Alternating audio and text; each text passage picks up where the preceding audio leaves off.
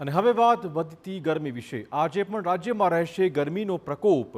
સુરેન્દ્રનગર, કચ્છ અને વડોદરામાં ગરમી માટેનું ઓરેન્જ એલર્ટ આપી દેવાયું છે। આ ઉપરાંત દ્વારકા, રાજકોટ, અમરેલી, બોટાદમાં પણ યલો એલર્ટ જાહેર કરાયું છે। અમદાવાદ, ગાંધીનગર, પાટણ, બનાસકાંઠામાં પણ યલો એલર્ટ રહેશે। રાજ્યમાં ગરમીના કારણે 2 લોકોના મોત થઈ ગયા છે। સુરતમાં એક યુવક અને વડોદરામાં એક વૃદ્ધાનું અવસાન થયું છે।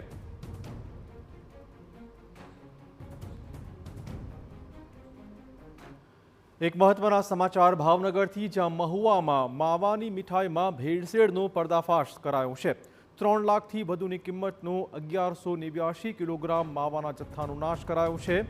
ફૂડ સેફ્ટી વિભાગ અને એસઓજીએ રેડ પાડતા ભેળસેળયુક્ત માવો પકડી પડાયો છે।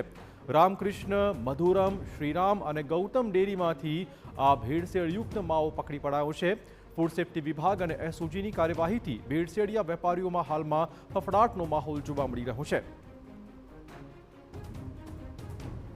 તો ભાવનગરના મહુવામાંથી આ ભેળસેળીઓ માવો પકડી પડાયો છે।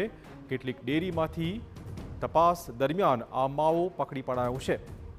3 લાખથી વધુની કિંમતના માવાનો હાલમાં નાશ કરાયો છે।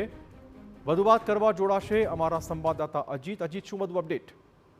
જી, હાલમાં વાત કરવામાં આવે તો ભાવનગર સહિત અનેક શહેરો એવા છે કે જ્યાં મીઠાઈ સહિત જે ખાવા પીવાની વસ્તુ હોય છે તે ખાવામાં ખરીદવામાં ખૂબ મોટું ધ્યાન રાખવું પડે છે।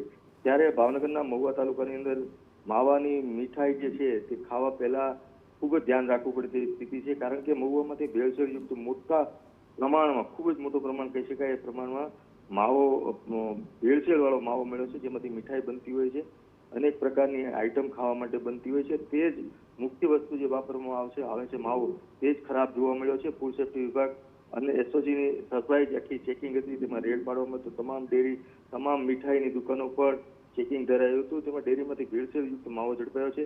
1189 કિલો માવો નાશ કરાયો છે, જેની કિંમત આશરે 3,69,080 રૂપિયા થાય છે।